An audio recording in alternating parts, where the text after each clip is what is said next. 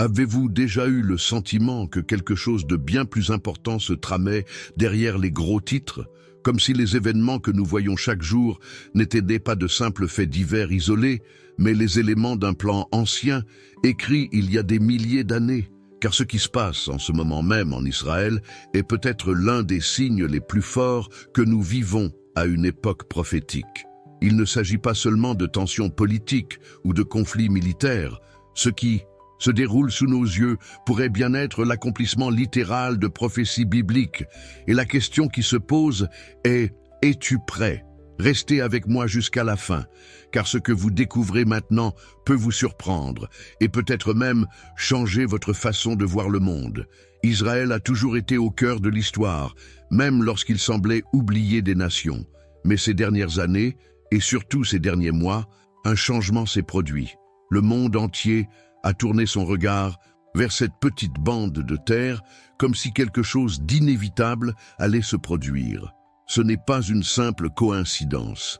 Quiconque connaît les Écritures, qui a étudié les prophéties de l'Ancien et du Nouveau Testament, sait que Israël est l'horloge prophétique de Dieu et, lorsque l'aiguille se déplace dans cette direction, quelque chose est sur le point de se produire sur la scène spirituelle mondiale.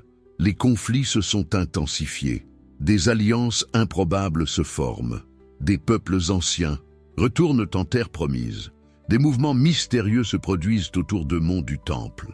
Certains disent que nous assistons aux préparatifs de ce qui a été annoncé dans Ézéchiel, Daniel, Zacharie et même dans l'Apocalypse. Il ne s'agit pas d'une théorie du complot. Il s'agit d'une preuve prophétique, et le plus impressionnant est que cela se produit maintenant, en temps réel. Vous êtes-vous déjà demandé pourquoi, malgré tant de grands pays et des crises bien plus graves, le monde continue d'être obsédé par Israël? Il y a une raison spirituelle à cela. Israël est mentionné nommément plus de 2000 fois dans la Bible, et, selon les Écritures, c'est là que se dérouleront les derniers événements de l'humanité. En d'autres termes, ce qui arrive à Israël ne devrait être ignoré par aucun chrétien, par quiconque prend la parole de Dieu au sérieux. Vous vous demandez peut-être, mais que se passe-t-il exactement en Israël en ce moment, en rapport avec les prophéties? Pas d'inquiétude. Nous y reviendrons dans un instant. Il est essentiel de comprendre le contexte qui nous a conduits ici, car une vue d'ensemble vous permettra de comprendre chaque élément. Et oui, certains vous laisseront bouche bée. Avez-vous remarqué à quel point tant de prophéties, qui semblaient lointaines, deviennent de plus en plus plausibles? Le retour du peuple juif sur sa terre, la multiplication des guerres et des rumeurs de guerre, la volonté de contrôle mondial, les persécutions religieuses et même la préparation de la reconstruction du monde. Troisième temple, tout cela semblait venir d'un futur lointain. Mais aujourd'hui, cela fait la une des journaux. Cela devient réalité. Et voilà le problème. Nous ne pouvons plus l'ignorer. Nous ne pouvons plus observer tout cela comme si nous n'étions que de lointains spectateurs. Car si les signes s'accomplissent en Israël, cela signifie que l'horloge prophétique s'accélère. Et ceux qui sont spirituellement éveillés comprennent « Dieu parle, il avertit ». Peut-être sentez-vous au fond de vous que quelque chose d'important est sur le point de se produire, que le monde se dirige vers un point culminant. Ce sentiment n'est pas de la paranoïa, c'est du discernement. Le Saint-Esprit a touché de nombreux cœurs à travers le monde, et c'est pourquoi vous êtes ici aujourd'hui à regarder cette vidéo. Ce n'est pas une coïncidence. Un appel est lancé à l'Église, un réveil. Et tout commence par la compréhension de l'action de Dieu et de la place centrale d'Israël. Dans cette vidéo, nous allons décortiquer les événements récents en Israël et leurs liens directs avec les prophéties de la fin des temps. Nous examinerons les Écritures, interpréterons les signes et comprendrons les véritables motivations des mouvements géopolitiques, religieux et spirituels qui se dessinent. Mais je vous le demande, écoutez attentivement. Ouvrez votre cœur, car ce message n'est pas seulement informatif, c'est un avertissement. Avez-vous déjà vécu ce moment où, en lisant un passage de la Bible, vous avez l'impression de lire un journal récent? Préparez-vous à ressentir cela encore et encore. Et plus encore, préparez-vous à comprendre votre rôle en cette période prophétique, car, oui, vous avez un rôle à jouer dans tout cela. Et maintenant que vous sentez que quelque chose se déroule devant nous, quelque chose de prophétique, de biblique, nous devons approfondir. Nous devons relier les éléments, comprendre les symboles et surtout discerner les signes, car ce qui vient ensuite pourrait vous impacter comme jamais auparavant. Mais avant de continuer, permettez-moi de vous faire une brève invitation, presque comme une demande sincère, si ce sujet a du sens pour vous. Si quelque chose que vous avez entendu jusqu'à présent a réveillé quelque chose en vous, laissez-le ici dans les commentaires. Qu'est-ce qui vous a le plus touché? Ce pourrait être un sentiment, une question, un verset qui vous est venu à l'esprit. Votre expérience peut aider d'autres personnes qui cherchent elles aussi à comprendre notre époque. Croyez-moi, lorsque vous commentez, vous ne faites pas qu'interagir. Vous contribuez à la construction d'une communauté éveillée, vigilante et avide de vérité. Et si vous n'avez pas encore aimé la vidéo, faites-le maintenant. Ce simple geste permet de diffuser ce message à beaucoup plus de personnes, celles qui ont peut-être besoin de cet avertissement, de cette réflexion, de cet appel. Votre participation ici est ce qui permet à cette chaîne de grandir et d'atteindre plus de vie. Avec ce type de contenu qui, soyons honnêtes, est difficile à trouver en profondeur. Oh, et si vous êtes nouveau ici, ou même si vous nous suivez, mais que vous n'êtes pas encore abonné, abonnez-vous à la chaîne et activez la cloche. Cela montre que vous souhaitez continuer à suivre ce type de contenu et que vous êtes engagé à observer, discerner et préparer avec nous. Ici, nous ne nous contentons pas d'informer, nous voulons former une génération qui comprenne les signes des temps avec un regard spirituel et un cœur ancré dans la parole. Nous construisons ensemble quelque chose qui va bien au-delà des vidéos. C'est un voyage prophétique, et vous en faites partie. Maintenant, pour revenir à ce qui se passe en Israël et à la façon dont tout cela peut être lié à ce que les prophètes ont prédit il y a des siècles, nous devons examiner de près les détails que beaucoup négligent, parce que parfois, ce qui semble n'être qu'une simple manœuvre politique, une décision diplomatique ou un petit conflit local, a en réalité un poids spirituel et prophétique bien plus grand. Et pour vous aider à approfondir encore plus ce sujet, en vous basant sur tout ce que nous abordons ici, j'ai préparé du matériel complémentaire, pratique et direct, ce qui peut vous faire gagner beaucoup de temps pour comprendre ces événements à la lumière de la Bible. Son nom est « Démêler les mystères de l'Apocalypse » et a été créé spécialement pour ceux qui, comme vous, ressentent le besoin de mieux comprendre les signes des temps. Si cela a du sens pour vous, jetez un œil au matériel que j'ai laissé ci-dessous. Dans le commentaire épinglé, il vise entièrement à vous éclairer sur les liens entre la situation actuelle en Israël et les prophéties bibliques les plus pertinentes. Mais attention, ce contenu peut être mis hors ligne à tout moment. Donc, si cela vous est utile, profitez-en tant qu'il est encore disponible. C'est une étape supplémentaire pour ceux qui veulent être préparés et pas seulement informés. Passons maintenant à autre chose, car le point suivant que nous allons explorer concerne l'un des sujets les plus discutés parmi les spécialistes de la prophétie. Le rôle des autres nations entourant Israël et comment cela s'inscrit dans les derniers chapitres de l'histoire humaine. Maintenant, je veux approfondir encore plus ce sujet. Israël traverse en ce moment même l'une des périodes les plus tendues et décisives de son histoire récente. De l'extérieur, le monde ne voit que confrontations, décisions politiques, traités fragiles signés et parfois rompus avec la même rapidité. Mais ceux qui observent avec les yeux de l'esprit perçoivent que quelque chose se trame en coulisses, quelque chose qui porte un poids prophétique, comme si le ciel annonçait qu'un nouveau cycle est sur le point de commencer. Ces derniers mois, les conflits dans la région se sont intensifiés. Les groupes extrémistes sont de plus en plus actifs, lançant des attaques qui provoquent des représailles immédiates. Mais ce n'est pas tout. Des évolutions plus subtiles, mais tout aussi marquantes, échappent à la plupart des regards. Par exemple, les accords de normalisation diplomatique entre Israël et les pays arabes, tels que les accords d'Abraham, remodèlent radicalement la carte géopolitique du Moyen-Orient. Ce qui était autrefois impensable s'inscrit désormais dans le nouveau discours politique. Des ennemis historiques se manifestent au nom de la paix, de la sécurité et d'intérêts stratégiques.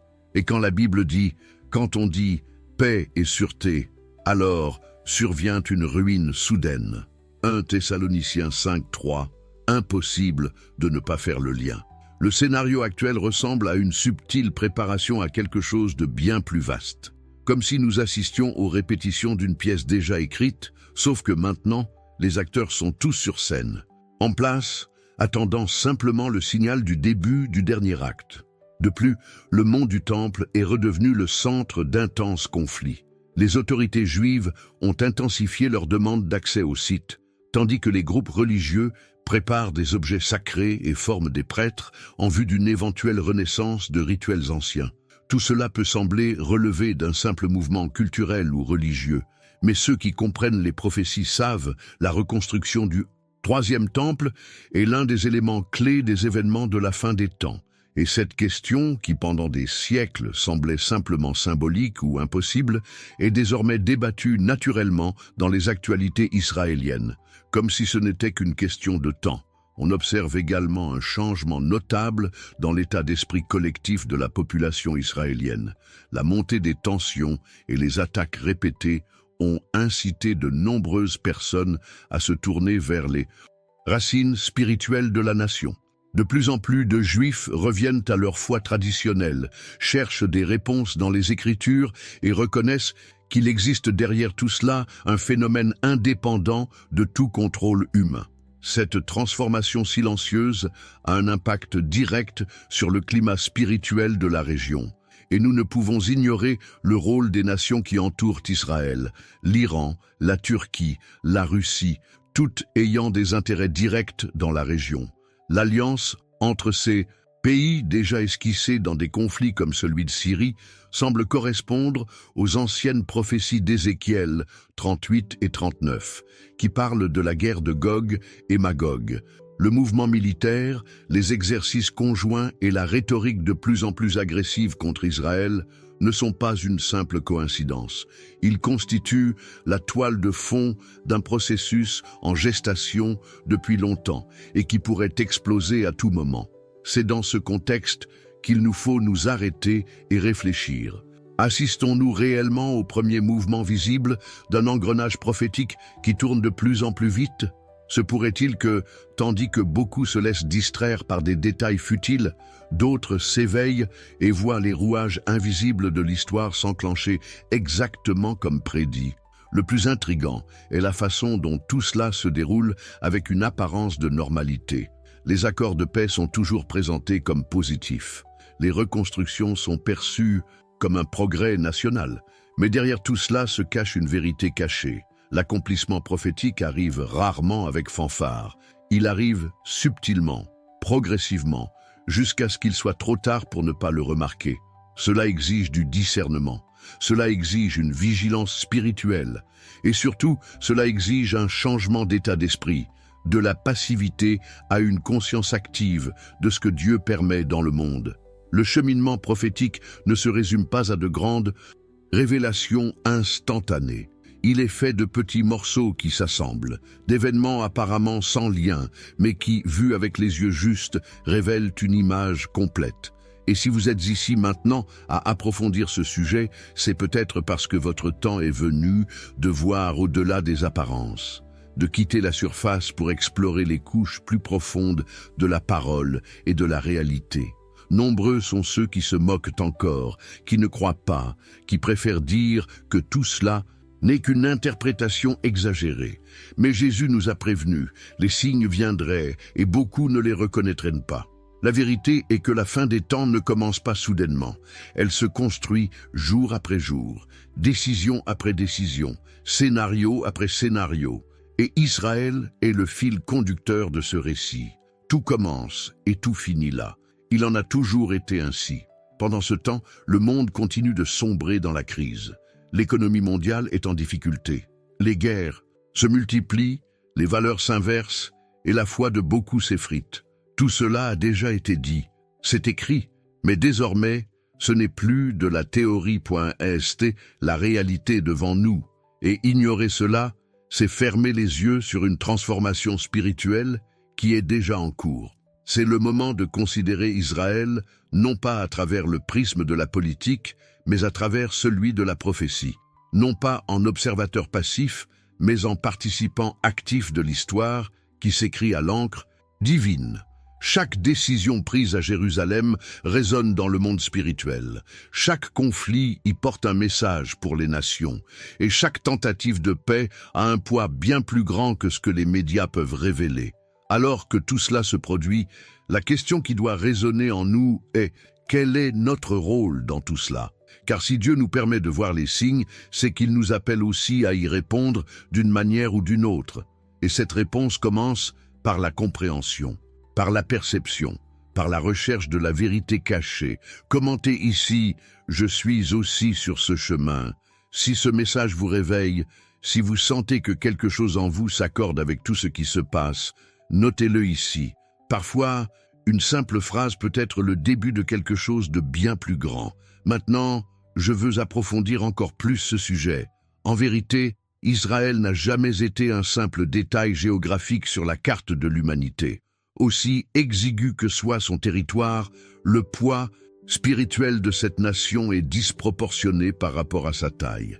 Des premiers chapitres des Écritures aux derniers versets de l'Apocalypse, Israël est l'axe autour duquel s'articule le récit prophétique de la Bible.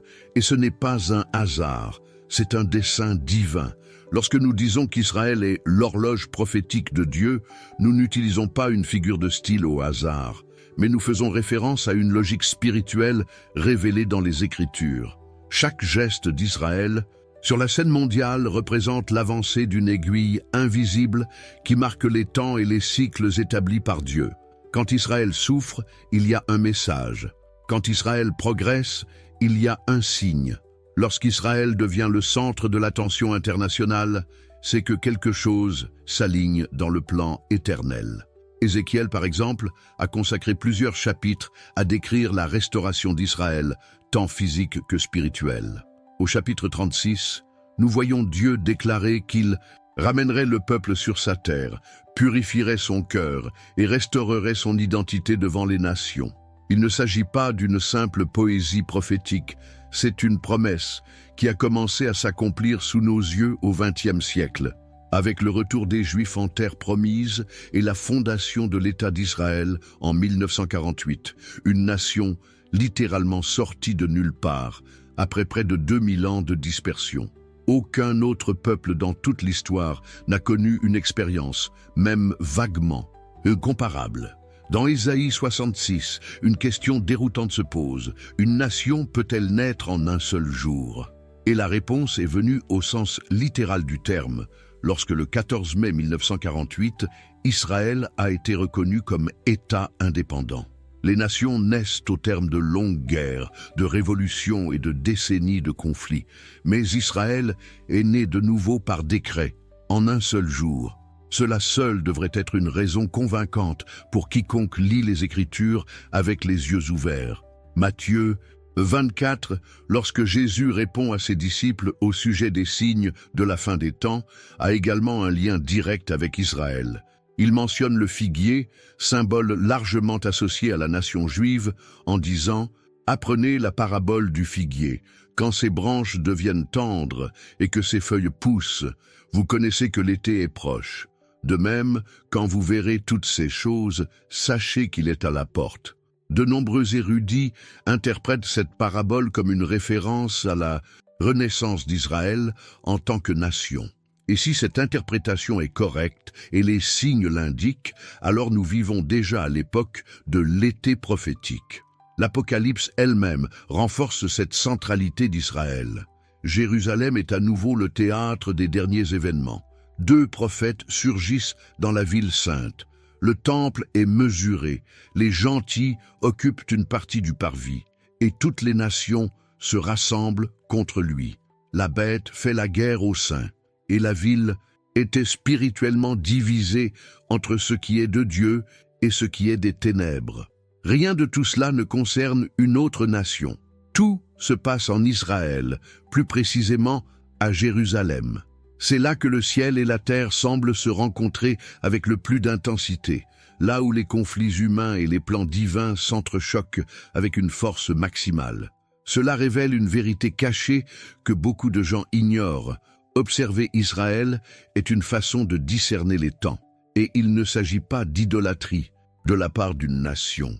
Il s'agit de compréhension spirituelle. C'est comme si Dieu avait laissé un repère visible sur la terre, un thermomètre qui nous indique clairement où nous en sommes dans l'histoire.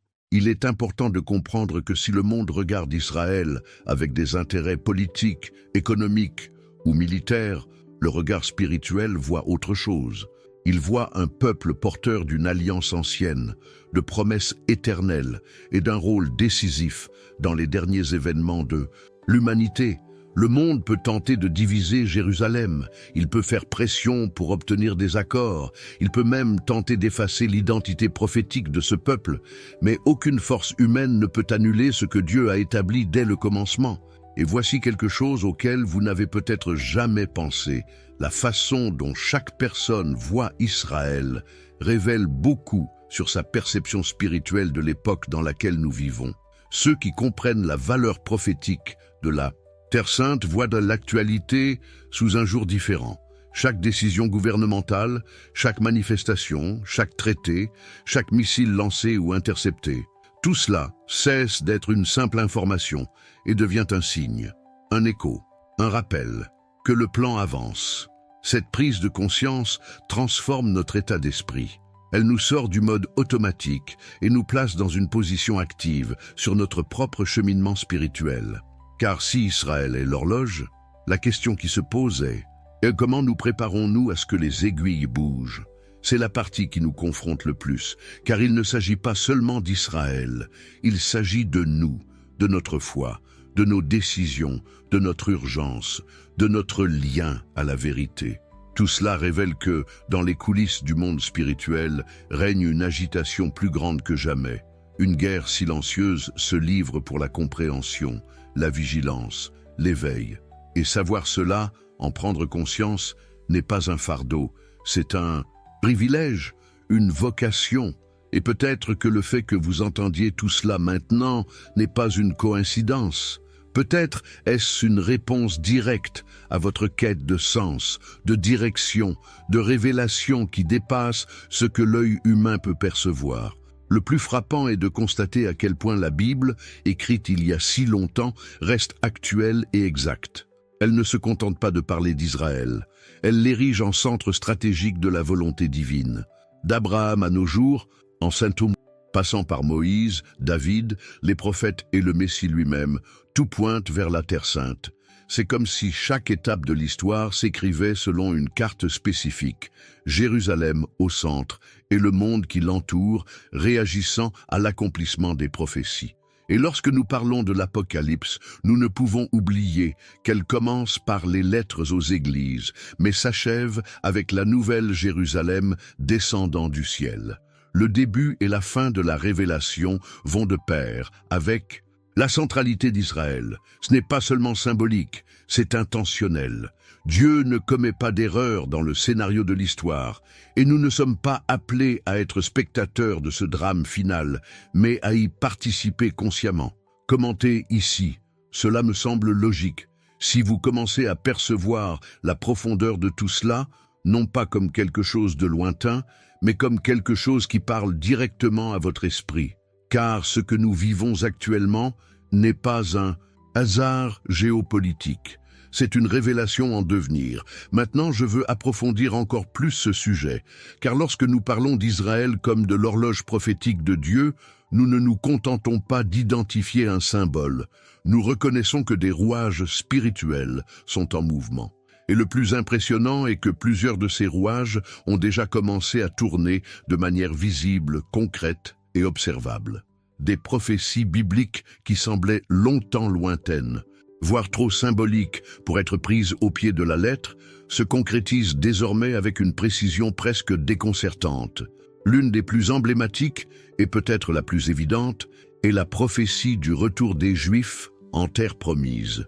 Dans Ézéchiel 37, le prophète décrit une vision bouleversante, une vallée d'ossements desséchés qui reprennent progressivement vie, recouvrant chair, peau et finalement esprit.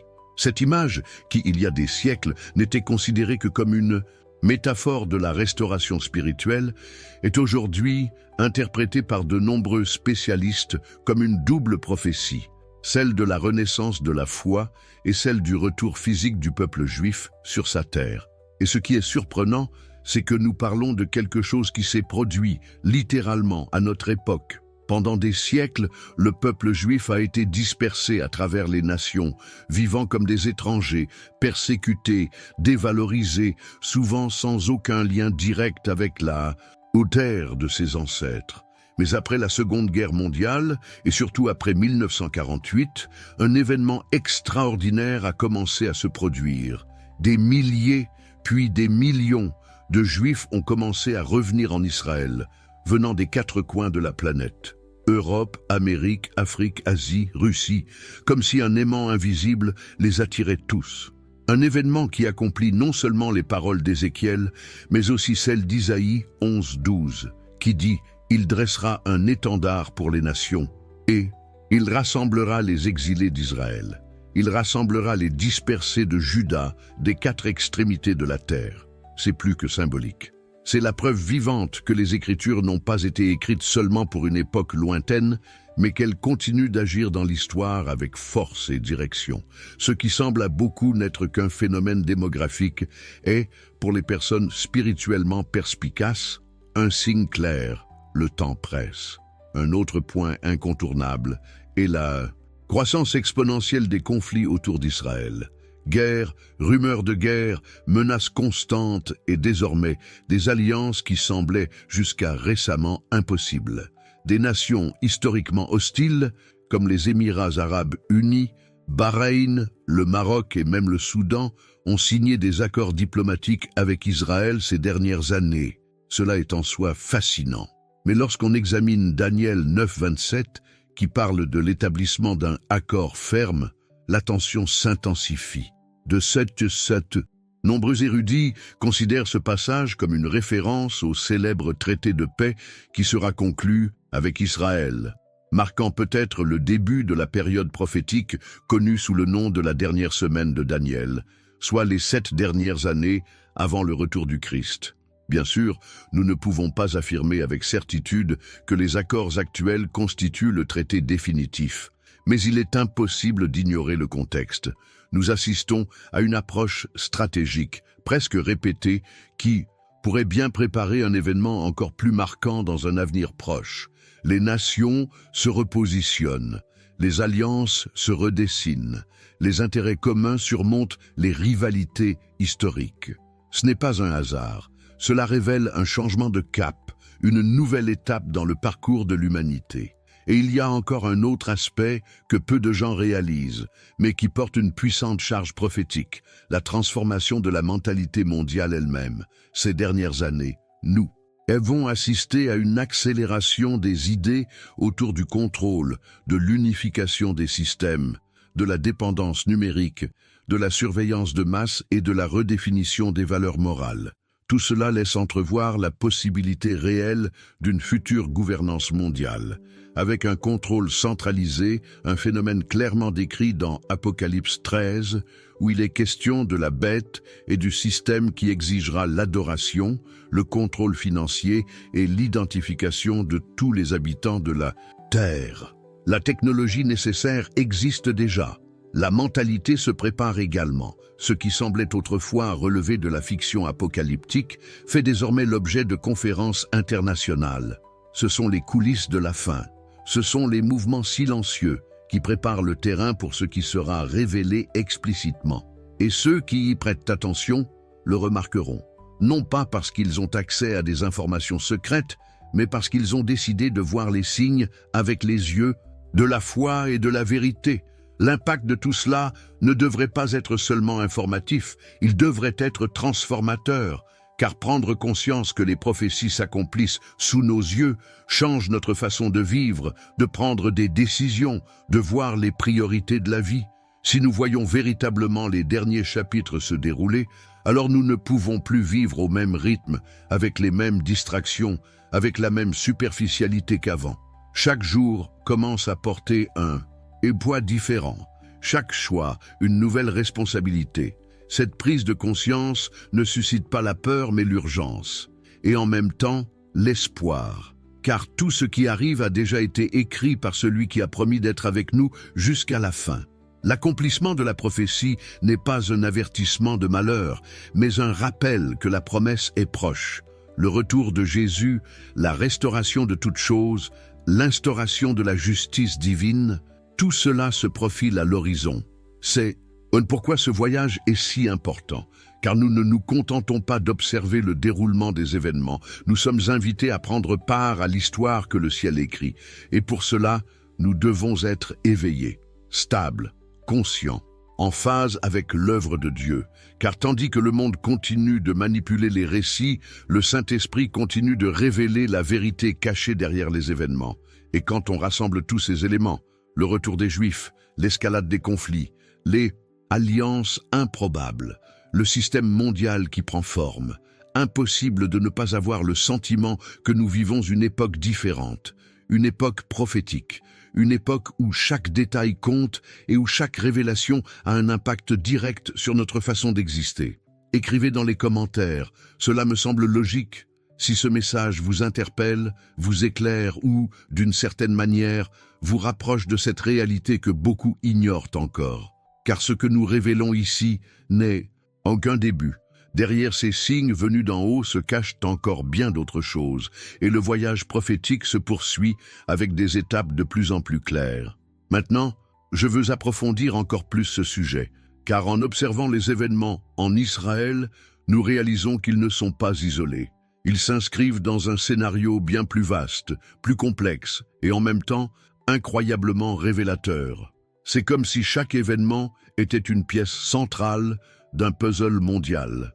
Un puzzle qui peu à peu se complète avec les signes que Jésus lui-même a mentionnés il y a plus de 2000 ans. Et le plus troublant est de constater que presque tous ces signes sont déjà actifs, non pas de manière symbolique, mais de manière réelle, concrète et visible. Jésus fut très direct dans Matthieu 24 lorsque ses disciples demandèrent « Quel sera le signe de ton avènement et de la fin du monde ?» Sa réponse fut claire, objective et, d'une certaine manière, effrayante. Il parla de guerre et de rumeurs de guerre, de nations se dressant les unes contre les autres, de famine, de peste et de tremblements de terre en divers endroits, de persécutions, de scandales, de trahisons et d'un amour de beaucoup qui se refroidit. Maintenant, arrêtez-vous et réfléchissez. Laquelle de ces choses n'est pas déjà en train de se produire? Les guerres ne se limitent pas aux armées. Aujourd'hui, nous assistons à des conflits hybrides, idéologiques, numériques et culturels. La division entre les nations, les peuples et même les familles n'a jamais été aussi marquée. La polarisation est omniprésente. Le monde semble être entré dans une phase de confrontation permanente. Et lorsque l'on observe le Moyen-Orient, avec Israël en son centre, cette tension s'amplifie. C'est un petit territoire, mais aux répercussions mondiales. Tout conflit qui s'y déroule résonne sur la planète entière. C'est comme si une allumette craquée dans cette région pouvait tout incendier. C'est déjà un signal d'alarme. Qu'en est-il des famines et des épidémies? Ces dernières années, la planète a constaté sa fragilité face à une simple mutation virale. Des millions de vies ont été impactées, des systèmes entiers se sont effondrés, des décisions d'urgence sans précédent ont été prises. Et la pandémie ne se limite pas à celle que nous traversons tous. Nous assistons à la résurgence de maladies anciennes, à des pénuries alimentaires dans plusieurs régions, à des effondrements logistiques, à des changements climatiques extrêmes affectant la production agricole. Et là encore, tout cela se produit simultanément, à plusieurs endroits, comme si c'était le déclencheur d'un événement à venir. Les tremblements de terre ne sont pas seulement géologiques. Certes, Leur fréquence et leur intensité ont augmenté, notamment dans les régions où ils étaient auparavant rares. Mais des bouleversements sociaux, moraux et spirituels se produisent aussi en permanence. Des systèmes autrefois stables s'effondrent, des croyances sont remises en question. Des institutions qui, pendant des siècles, ont été les piliers de la société sont remises en question, déconstruites, défigurées. C'est comme si tout était ébranlé, car c'est le cas. Et le signe le plus sensible est peut-être celui-ci, le refroidissement de l'amour. On n'a jamais autant parlé d'empathie, d'inclusion et de tolérance, et en même temps, on n'a jamais vu autant de froideur dans les relations. On s'éloigne facilement les uns des autres. La superficialité dans les relations est devenue normale. Le respect est devenu l'exception. La patience est une denrée rare. Les insultes sont devenues la première réaction. Tout cela témoigne d'une crise du cœur humain. Et Jésus avait déjà prévenu. Parce que l'iniquité se sera accrue, l'amour du plus grand nombre se refroidira. Combinez maintenant tout cela avec les événements en Israël. Combinez-le avec la pression des nations sur Jérusalem, la reconstruction des alliances, l'intensification des attaques, les mouvements autour du mont du Temple. Combinez-le avec la technologie déjà prête pour un contrôle mondial, avec l'esprit collectif de plus en plus enclin à accepter des mesures centralisées. Combinez-le avec la perte massive de discernement spirituel. Le résultat est une image très claire de l'époque dans laquelle nous vivons. Sommes-nous vraiment dans les derniers jours? N'avons-nous pas franchi cette ligne imaginaire entre le temps de grâce et le début des jugements? Les horloges célestes ne marquent-elles pas la dernière heure avant le retour du roi? C'est une question qui, au-delà de la simple curiosité, doit provoquer une transformation. Car si nous sommes si proches de la fin, alors tout change. Notre attitude change. Nos décisions changent, nos priorités changent. Nous ne pouvons plus perdre notre temps sur des choses qui n'ont pas de valeur éternelle. Nous ne pouvons plus vivre comme si le monde était éternel. Une vérité cachée se révèle chaque jour, et elle exige une prise de position. Le chemin de la foi ne consiste pas à accumuler des connaissances, mais à cheminer avec intelligence. Il s'agit de discerner les temps et de vivre en harmonie avec ce qui est révélé. Et ce qui nous attend maintenant est un appel du ciel. Un appel à la vigilance, à l'ouverture d'esprit et à la sensibilité. Car Dieu ne nous permet pas seulement de voir les signes, il nous appelle à y répondre. Et cette réponse commence intérieurement. Elle commence par un état d'esprit renouvelé, des décisions conscientes, une volonté sincère de nous aligner sur l'œuvre de Dieu. La vie spirituelle n'est plus un ajout à la routine. Elle devient le centre de tout. Car si les jours sont mauvais, comme la parole nous l'a déjà annoncé, alors nous devons marcher en sages, non en insensés. Racheter le temps, rechercher la vérité, vivre avec détermination. Chaque nouveau conflit en Israël, chaque nouveau tremblement de terre, chaque nouvelle tension mondiale, chaque nouvel effondrement moral que nous observons autour de nous, ce sont autant de cris de trompette, et le son devient de plus en plus fort. La question est, qui écoute? Écrivez dans les commentaires, je suis aussi sur ce chemin. Si tout cela vous a semblé clair, si ces révélations ont réveillé en vous quelque chose, si cette période vous a fait repenser à ce qui compte vraiment, car il reste encore d'autres couches à révéler, et la suite de cette séquence Homme prophétique nous amène à comprendre les coulisses des alliances et des mouvements des nations autour d'Israël.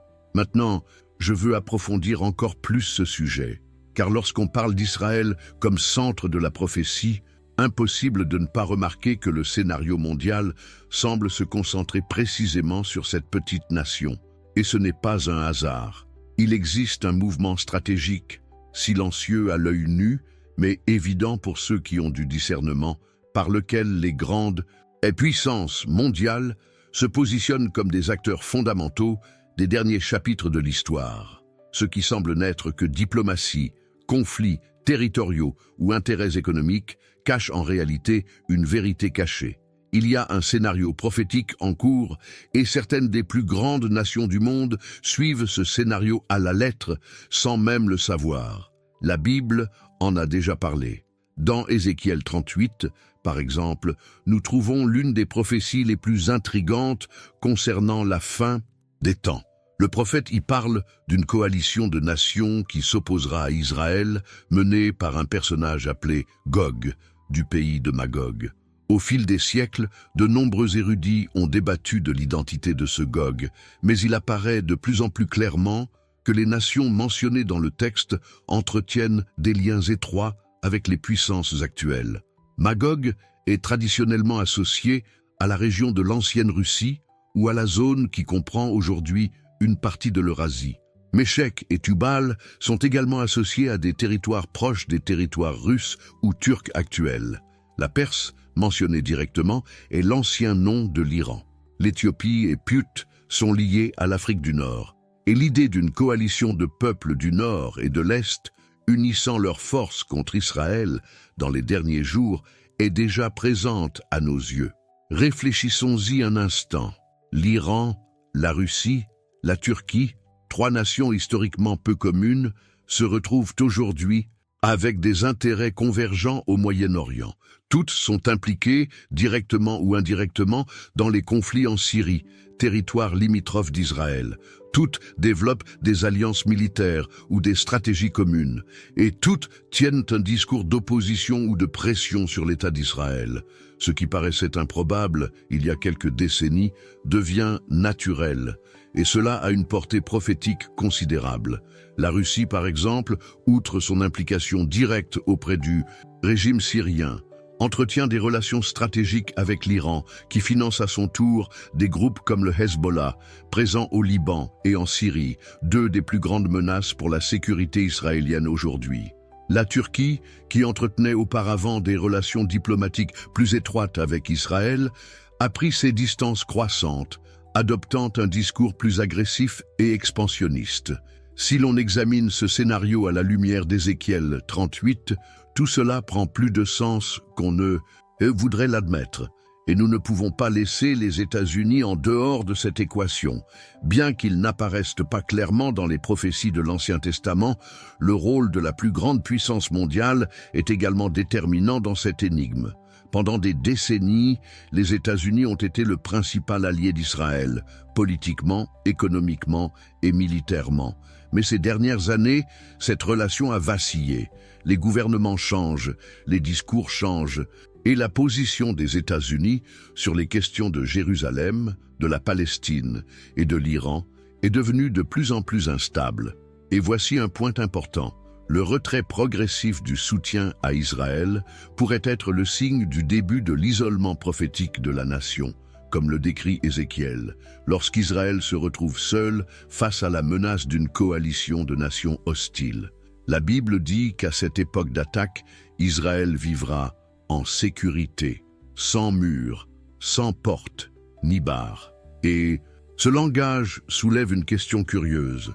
Une période de paix apparente, peut-être après des accords de cessez-le-feu ou des traités plus complets, incitera Israël à baisser sa garde. Est-ce déjà en cours? Car les accords d'Abraham, par exemple, témoignent d'une réelle tentative de normalisation des relations diplomatiques avec des pays arabes hostiles depuis des décennies. Et ce type de rapprochement peut effectivement créer un sentiment de stabilité, un calme avant la tempête. Ces alliances et ces mouvements ne sont pas seulement géopolitiques, ils s'inscrivent dans un mécanisme plus vaste, un cheminement tracé non par les instances des puissances mondiales, mais par le plan éternel de Dieu. Et ceux qui sont spirituellement sensibles le comprennent. Ils comprennent que ce à quoi nous assistons sont les préparatifs en coulisses de l'accomplissement littéral d'une prophétie écrite il y a plus de 2500 ans. C'est bien plus qu'une coïncidence, c'est une précision. Et il y a quelque chose de plus subtil, mais tout aussi important. Les nations concernées, en particulier celles aux tendances autoritaires ou fondamentalistes, partagent plus que de simples intérêts politiques. Nombre d'entre elles portent en elles une vision eschatologique propre, une attente religieuse de la fin des temps où un conflit final est inévitable. Autrement dit, des idéologies se nourrissent d'interprétations théologiques déformées qui, en fin de compte, pointent vers le même lieu, Jérusalem. Cela signifie que nous ne sommes pas confrontés à une simple guerre territoriale, mais à une guerre de destruction, une guerre spirituelle pour le sens, pour la domination, pour la vérité. Et l'impact de tout cela est profond. Car si le monde se dirige vers un scénario où Israël sera encerclé par ses ennemis, isolé diplomatiquement, tout en vivant dans une paix apparente, alors nous sommes confrontés à une combinaison qui correspond parfaitement au tableau prophétique. Un scénario où Dieu lui-même intervient selon Ézéchiel pour délivrer Israël, montrant aux nations qu'il est le Seigneur. Et c'est à ce moment que les yeux du monde se tournent à nouveau vers Jérusalem, non pas comme un enjeu politique, mais comme le théâtre de révélations dépassant l'entendement humain. Cette prise de conscience change tout. Elle modifie notre façon de regarder l'actualité. Elle modifie nos attitudes en tant que chrétiens. Elle modifie nos choix de valeurs en ces temps de distraction. Car ce qui est en jeu ici n'est pas seulement l'avenir d'une nation, c'est l'accomplissement d'un plan éternel qui nous concerne tous. Cette réalité nous appelle à un nouvel état d'esprit, une façon de voir l'histoire avec profondeur, clarté, crainte et détermination. Car lorsque nous voyons des nations puissantes attirées, presque par des aimants invisibles, vers une région si petite et pourtant si riche de promesses bibliques, nous ne pouvons plus prétendre que tout cela est dû au hasard. Ce n'est pas le cas. C'est stratégique, c'est spirituel, et cela se produit maintenant. Commenté ici, cela me semble logique si ce scénario nous amène également à repenser tout ce qui nous entoure, car comprendre ces mouvements ne se résume pas à suivre un conflit. C'est reconnaître que nous sommes au cœur d'une histoire vivante, écrite il y a des siècles, mais qui n'est pleinement révélée qu'aujourd'hui.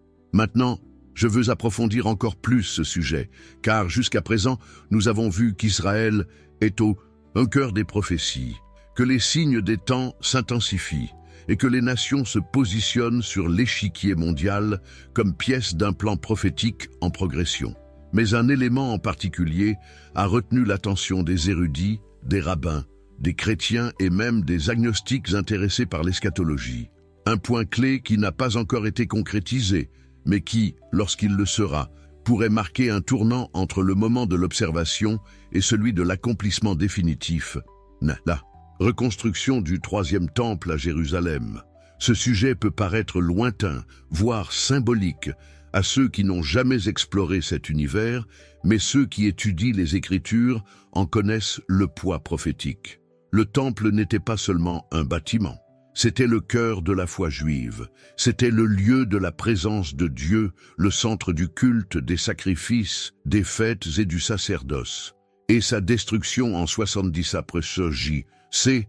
n'a pas seulement ébranlé un édifice religieux, elle a marqué une profonde brèche dans l'histoire du peuple juif. Depuis lors, l'absence du temple se ressent dans chaque prière, dans chaque lamentation, dans chaque génération qui considère le mont du temple comme un lieu sacré en attente de restauration. Mais ce que beaucoup ne savent pas, c'est que le préparatif de cette reconstruction ont déjà commencé et ce n'est pas nouveau. L'Institut du Temple, situé à Jérusalem, travaille discrètement et en même temps de manière très stratégique à restaurer tous les éléments nécessaires au fonctionnement du temple. Cela comprend tout, des ustensiles sacrés tels que les menorahs, les autels et les vêtements sacerdotaux, jusqu'à la préparation concrète des prêtres de la lignée d'Aaron, qui sont formés au rituel selon les modèles de l'Ancien Testament.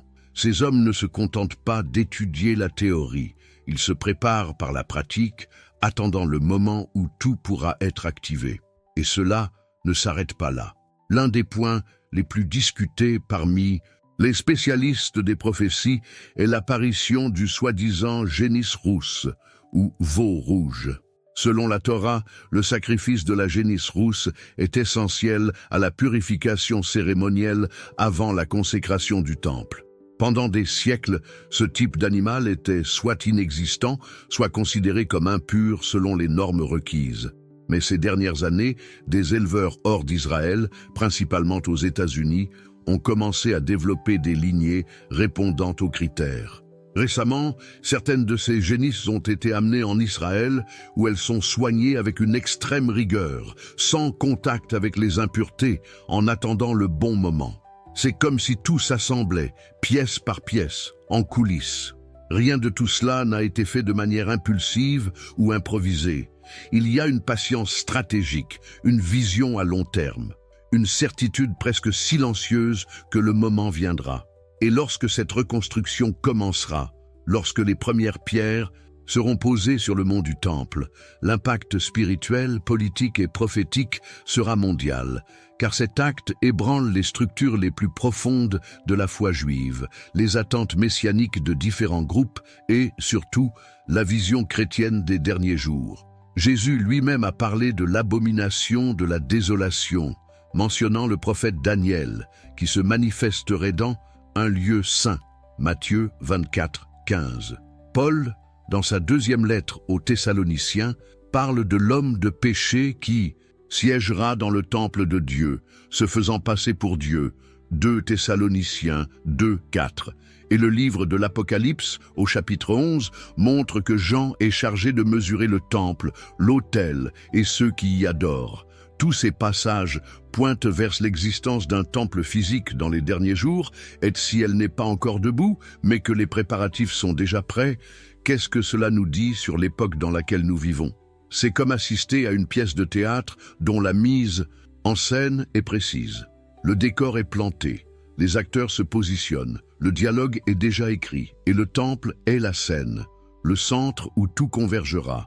Et lorsque cela se produira, il n'y aura plus de place pour le doute, seulement pour les décisions. Car la suite exigera positionnement, discernement et surtout fermeté spirituelle. Le plus fascinant est de constater que ce mouvement de reconstruction n'a pas seulement des implications religieuses. Il implique des enjeux géopolitiques, des tensions diplomatiques et même d'éventuels conflits armés. Après tout, le site où le temple doit être construit aujourd'hui est l'une des zones les plus disputées au monde.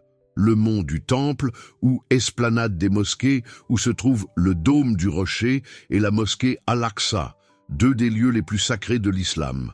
Autrement dit, toute tentative de construction à cet endroit pourrait déclencher des réactions explosives dans le monde musulman. Et c'est précisément pourquoi cette question, bien que traitée discrètement par certains, est si puissante en coulisses. Mais voici la partie la plus profonde de cette réflexion. Se pourrait-il que la préparation de ce temple soit uniquement matérielle? Ou bien Dieu appelle-t-il en même temps son peuple à un temple spirituel? Car si tout cela est en train d'être restauré physiquement, le plus grand appel de cette époque est peut-être la reconstruction du temple que nous sommes, la purification de la maison intérieure, la consécration de l'esprit des émotions, des décisions, un appel à la pureté, à la vigilance, à un véritable abandon. Le temple sur le point d'être reconstruit à Jérusalem pourrait bien marquer une étape prophétique décisive. Mais le temple que Dieu veut habiter aujourd'hui est un temple qui s'ouvre de bon gré, qui s'abandonne, qui comprend le temps, qui discerne l'heure, car il ne s'agit pas seulement de comprendre ce qui se passe, il s'agit d'aligner sa vie sur le ciel, de prendre part à l'œuvre de Dieu, non pas en tant que simple spectateur, mais comme un temple vivant, prêt, purifié, disponible. Et cela exige une transformation, cela exige de repenser les priorités, cela exige de fermer certaines portes et d'en ouvrir d'autres, cela exige de décider fermement que ce monde ne sera pas notre modèle. Car si le temple est en reconstruction, si les signes s'accomplissent, si les nations évoluent, alors le temps est venu non seulement de comprendre, mais de vivre avec un but. Commentez ici. Je suis aussi sur ce chemin. Si cette prise de conscience grandit en vous, si ce message vous parvient de telle manière que vous réalisez que rien de tout cela n'est dû au hasard, ni cette vidéo, ni ce moment, ni cette inquiétude dans votre cœur, car la suite de cette révélation est encore plus profonde et touche directement notre rôle dans tout ce scénario. Et si tout ce dont nous parlons a du sens pour vous, si cette agitation intérieure vous appelle à plonger plus profondément, alors peut-être, cela vous aidera de savoir que j'ai préparé du matériel complémentaire, pratique et direct, appelé « Démêler les mystères de l'Apocalypse ». Il a été créé précisément pour ceux qui, comme vous, veulent comprendre plus clairement comment les événements actuels se connectent aux prophéties bibliques, sans complications et avec une base solide dans les Écritures. Si cela a du sens pour vous, jetez un œil au matériel que j'ai laissé ci-dessous. Dans le commentaire épinglé, cela peut vous aider à mieux organiser tout ce que nous décomposons ici et vous faire gagner un temps précieux en pratique, car cela va directement aux connexions importantes. Mais attention, ce contenu peut être mis hors ligne à tout moment. Donc, si cela vous est utile, profitez-en tant qu'il est encore disponible. Maintenant, je veux approfondir encore plus ce sujet, car comprendre tous ces événements à la lumière des Écritures n'est qu'un début. Savoir qu'un plan prophétique est en marche, que les nations sont en mouvement, que le troisième temple est sur le point de devenir réalité, tout cela nous éclaire. Mais la question inévitable qui se pose est la suivante. Et qu'est-ce que cela signifie en pratique pour ceux qui croient en Christ aujourd'hui? Comment vivre face à tout cela?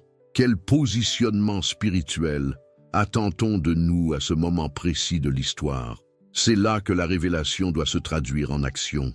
Il ne suffit pas d'observer. Ce n'est pas le moment d'être spectateur de sa prophétie, mais d'y participer consciemment. Et cela exige une chose qui paraît simple, mais qui est en réalité profondément exigeante: la vigilance. Jésus en a parlé à maintes reprises. Il a dit « Veillez, car vous ne savez ni le jour ni l'heure ». Et cette vigilance va bien au-delà de l'information. C'est un état de disponibilité intérieure. Il s'agit de maintenir l'âme éveillée, sensible, connectée à l'action de Dieu, même lorsque tout autour de nous tente de nous distraire, de nous endormir et de nous anesthésier. Regarder dans ce contexte signifie prêter attention non seulement à ce qui se passe dans le monde, mais à ce qui se passe en nous. Comment va notre cœur? Nos priorités? Nos choix quotidiens? Cultivons-nous une foi vivante ou une simple apparence de religiosité? Maintenons-nous une routine de prière ou remplaçons-nous ce lieu sacré par le bruit et l'agitation? Car le monde moderne est passé maître dans l'art de nous tenir occupés. Il nous accable de tâches, d'urgences, de stimuli, autant de facteurs qui peuvent nous éloigner petit à petit de la présence de Dieu.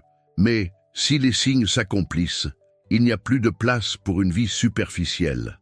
C'est le moment de prière intentionnelle, non pas celle qui se fait automatiquement, par habitude ou par obligation, mais celle qui cherche, demande, écoute et s'abandonne.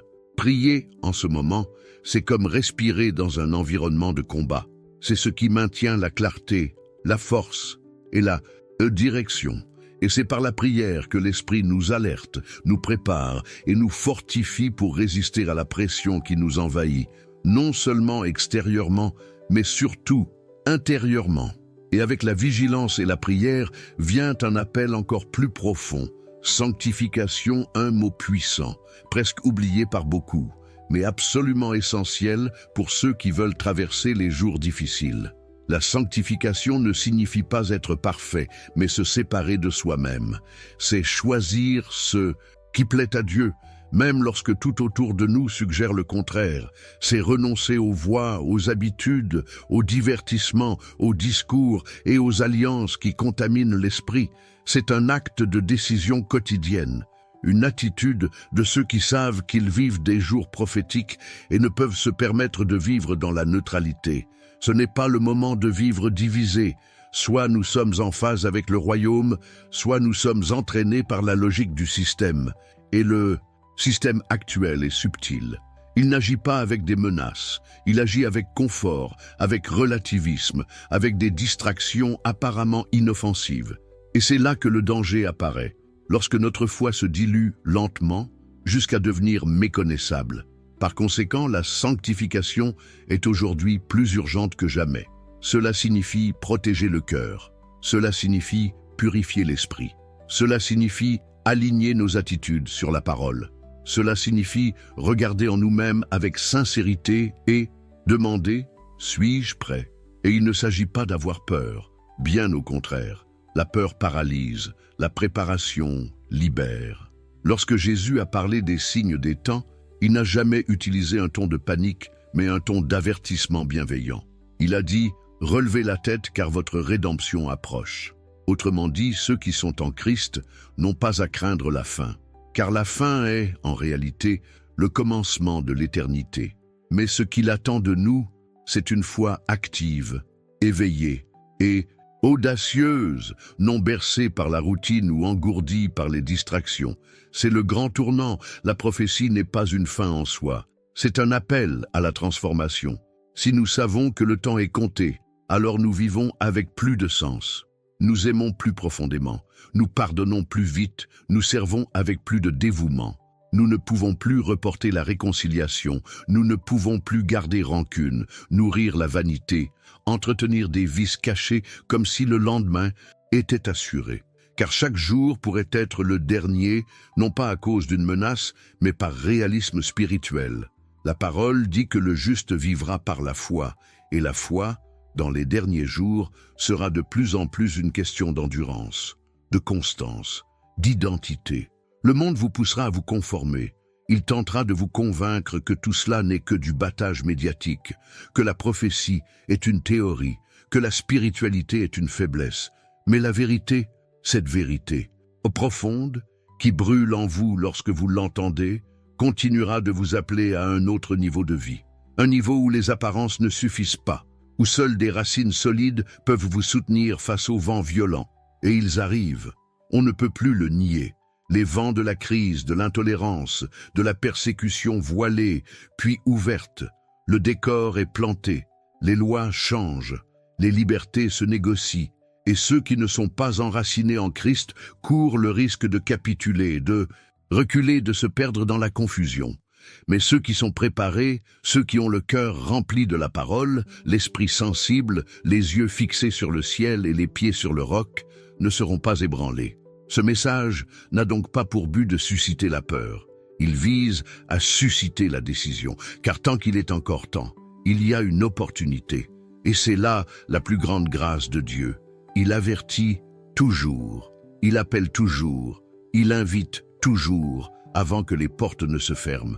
Si vous l'écoutez maintenant, c'est qu'une invitation vous est adressée, un appel à repartir de zéro, à vous aligner, à aller plus loin. Et c'est là toute la beauté de la prophétie. Elle ne concerne pas seulement l'avenir, elle concerne le présent. Le présent.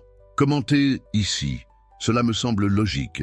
Si ce mot a touché quelque chose que vous ressentiez déjà, mais que vous n'aviez peut-être pas encore exprimé. Si cela vous a aidé à comprendre que l'époque dans laquelle nous vivons exige plus que de la passivité, car la suite de ce voyage bouleversera encore davantage les structures internes de notre foi et montrera qu'il y a une raison très claire derrière cet éveil spirituel qui s'est répandu dans de nombreuses régions du monde.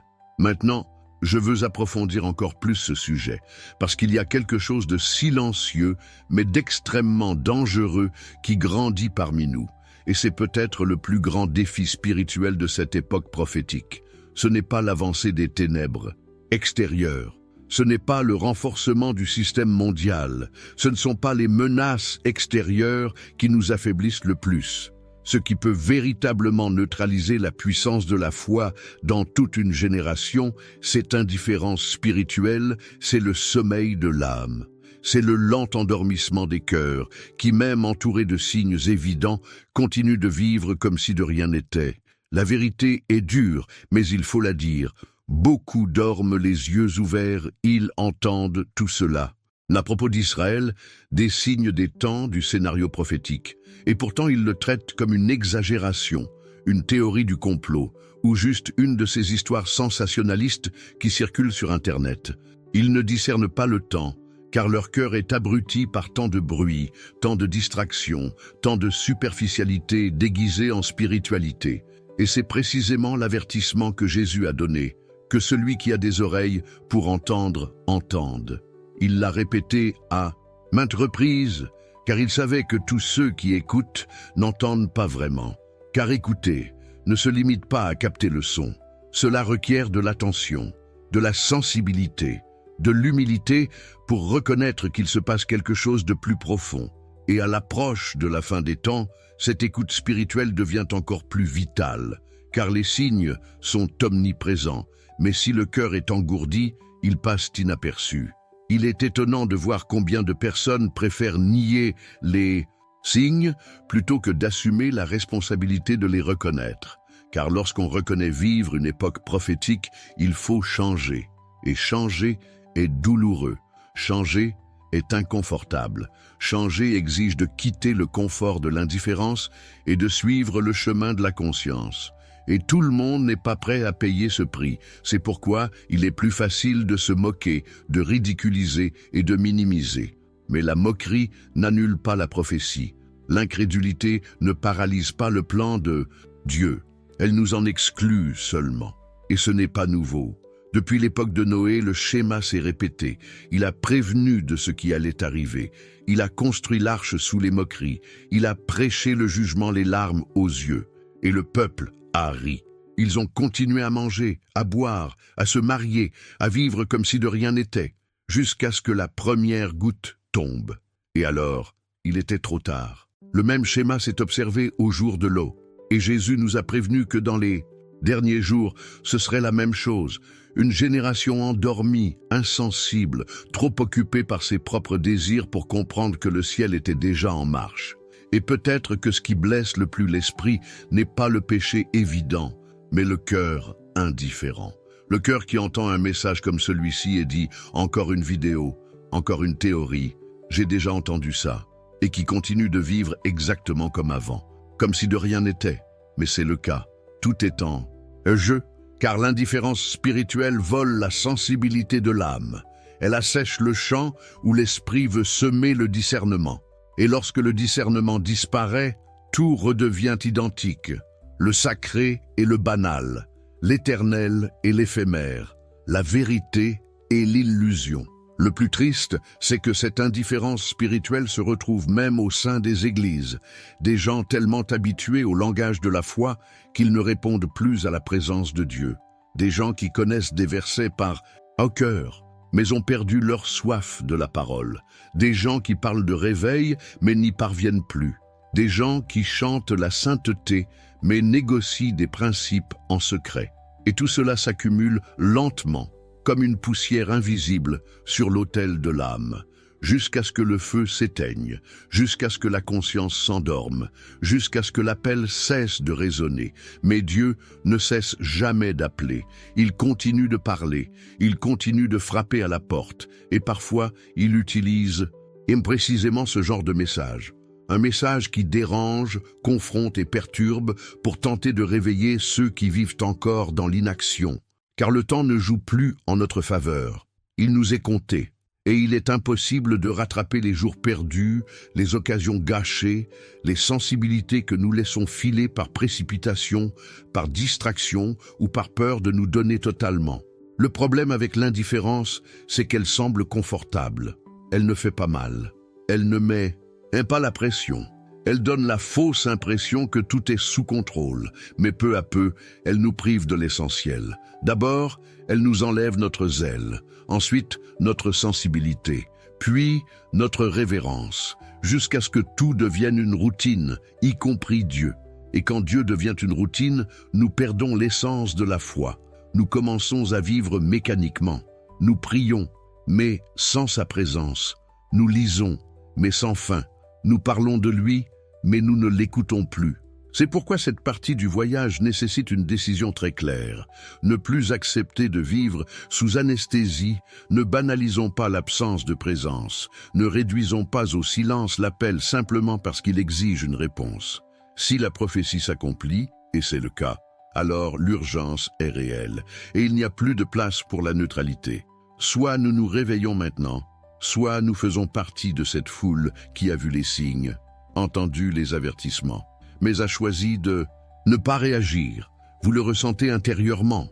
Vous ne savez peut-être même pas comment l'expliquer, mais quelque chose palpite, quelque chose brûle, quelque chose vous fait comprendre que ce contenu n'est pas seulement informatif, c'est un miroir.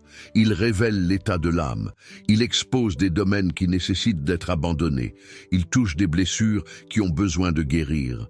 Et tout cela n'a pas pour but de vous accuser, c'est pour vous réveiller. Car une nouvelle ère arrive. Et vous devez être de ceux qui écoutent et répondent. Commentez ici, je me réveille avec ça. Si ce mot vous a touché, s'il vous a sorti de cette tiédeur, s'il vous a rappelé quelque chose que vous saviez déjà, mais que vous aviez mis de côté. Car d'autres révélations nous attendent encore, et toutes nous mèneront à la confrontation, certes, mais aussi à la détermination, à la clarté et au renouveau. Maintenant, je veux approfondir encore plus ce sujet, car après tout ce que nous avons vu jusqu'à présent, la centralité d'Israël, l'intensification des signes, les nations en mouvement, le troisième temple sur le point d'être érigé et le risque réel d'indifférence spirituelle, il est impossible de ne pas reconnaître qu'il se passe quelque chose de plus vaste, quelque chose qui dépasse la politique, l'actualité, les conflits ou les accords. Un appel silencieux mais insistant s'adresse à cette génération, et cet appel est personnel. Il n'est ni générique ni collectif, il ne s'adresse pas au monde dans l'abstrait. Il est pour moi, il est pour vous, il est direct, intime et urgent. Vous ne regardez pas ce contenu par hasard, vous n'êtes pas tombé sur ces mots comme quelqu'un qui zappe sur les chaînes. Il y a une intention dans le ciel, il y a un but même dans le moment où vous avez choisi d'écouter ceci. Et si quelque chose a brûlé votre cœur au cours de ce voyage, si quelque chose de ce contenu vous a touché intérieurement, alors, s'il vous plaît, n'ignorez pas. Parce que, lorsque l'Esprit touche, il dit « Réveille-toi, c'est à toi de jouer ». C'est ainsi que Dieu agit. Il ne s'impose pas, il invite, il ne force pas, il murmure, il ne presse pas, il éveille. Et seuls ceux qui ont encore un minimum de sensibilité peuvent percevoir ce contact, cette douce poussée, cette sensation étrange, et en même temps familière qu'il y a plus, que ce que vous vivez maintenant n'est pas tout, qu'il y a quelque chose au-delà de la surface, que le temps est venu d'arrêter de remettre à plus tard, de repousser, de négocier avec le temps, être répondant. Répondre à l'appel, c'est plus que ressentir des émotions, c'est faire un choix. C'est accepter la responsabilité d'apporter la lumière dans les moments d'obscurité. C'est s'aligner sur la vérité, même si cela coûte du réconfort. C'est dire oui à Dieu, non pas avec des mots faciles, mais avec un véritable abandon. Et oui, cela demande du courage. Mais le courage n'est pas l'absence de peur. C'est une décision prise au milieu de la peur. C'est agir face au doute. C'est la foi qui choisit de croire, même lorsque la logique dit le contraire. Cette époque que nous vivons n'est pas normale. Ce n'est pas une simple phase de l'histoire. Elle est prophétique, elle est marquée, elle est pleine de signes criants, même si beaucoup font semblant de ne pas entendre. Et si vous le remarquez, si votre esprit est agité, si quelque chose en vous sait que le temps est venu de vous réveiller, sachez ceci. C'est l'Esprit qui vous appelle plus près, au centre, à la vérité. Il ne s'agit plus de religion, de doctrine ou de confession. Tout cela perdra de sa valeur quand les temps seront durs. Ce qui nous soutiendra vraiment, c'est l'intimité avec Dieu, la connaissance de la vérité, la force intérieure qui naît d'une vie enracinée. Et tout cela commence maintenant, ici, par des décisions simples mais cohérentes, avec un cœur ouvert et un regard serein. Beaucoup continueront de dormir, ils se moqueront, douteront et se moqueront les uns des autres. Il en a toujours été ainsi, mais vous devez choisir de quel côté vous serez, ceux qui regardent avec mépris l'accomplissement des prophéties, ou ceux qui se préparent à vivre ce qui a été promis. Car oui, la promesse aussi s'accomplit. Jésus revient. Et il vient chercher une mariée éveillée, pas une foule distraite. Il vient pour ceux qui ont de l'huile dans leurs lampes, pour ceux qui ont tenu bon, même quand tout autour d'eux hurlait à l'abandon. C'est donc le moment d'aligner votre vie avec le ciel, de restaurer votre autel intérieur, de purifier votre cœur et de poser vos pieds fermement. Car ce qui vient ne sera pas facile, mais ce sera glorieux. Il y aura des confrontations, certes, mais il y aura aussi des manifestations de puissance, de grâce et de miracles. Il y aura des tribulations, mais il y aura aussi une moisson.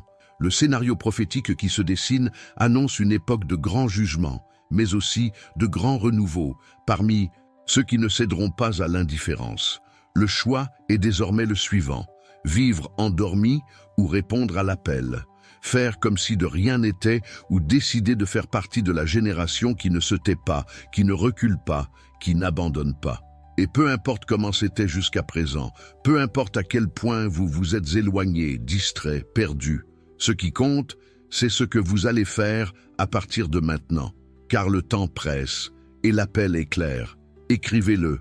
Je suis aussi sur ce chemin.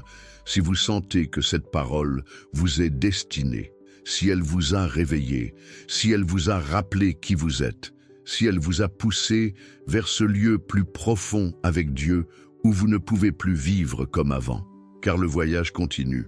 Et ce qui vient après élargira encore votre vision prophétique et vous positionnera fermement pour ce qui est à venir. Si vous êtes arrivé jusqu'ici, vraiment, cela en dit déjà long. Car tout le monde ne reste pas jusqu'à la fin d'un message comme celui-ci. Et si vous êtes resté, c'est parce que quelque chose vous a parlé, au plus profond de vous, là où personne ne peut peut-être le voir, mais que Dieu connaît bien. Si ce mot vous a touché, vous a réveillé, ou vous a simplement fait réfléchir, laissez un commentaire ci-dessous en disant « Je suis avec toi jusqu'à la fin ». C'est une façon de sceller ce moment, de montrer que vous n'êtes pas simplement venu ici en tant que spectateur, mais en tant que quelqu'un qui accompagne ce voyage. Et si ce contenu avait du sens pour vous, aime la vidéo non pas parce que cela aide le canal, mais parce que cela permet à ce message de se propager plus loin. Il touche d'autres personnes qui ont également besoin de s'éveiller spirituellement. Ce petit geste a un réel impact. Profitez-en également et abonnez-vous à la chaîne. Si vous n'êtes pas encore abonné, nous continuerons à vous proposer du contenu comme celui-ci, profond et authentique, toujours avec la même volonté d'être, clair, biblique et direct. Ici, nous cheminons ensemble. Oh, et si vous souhaitez soutenir ce travail plus directement, cliquez sur le bouton « Merci » ci-dessous. Cela contribue grandement à maintenir ce projet en vie et à continuer de le diffuser avec sérieux et portée. Chaque geste comme celui-ci fait la différence. Et si vous ne l'avez pas encore vu, il y a du matériel spécial que j'ai préparé avec beaucoup de soin, appelé « Démêler les mystères de l'Apocalypse ». C'est ici, dans le commentaire épinglé. Vous le découvrirez plus tard. C'est direct et cela peut vous aider à mieux comprendre. Il existe désormais une vidéo ici qui complète ce sujet et vous emmènera encore plus loin dans ce voyage. Cliquez et continuez avec moi là-bas, parce que Dieu a encore beaucoup à révéler. Que Dieu te bénisse.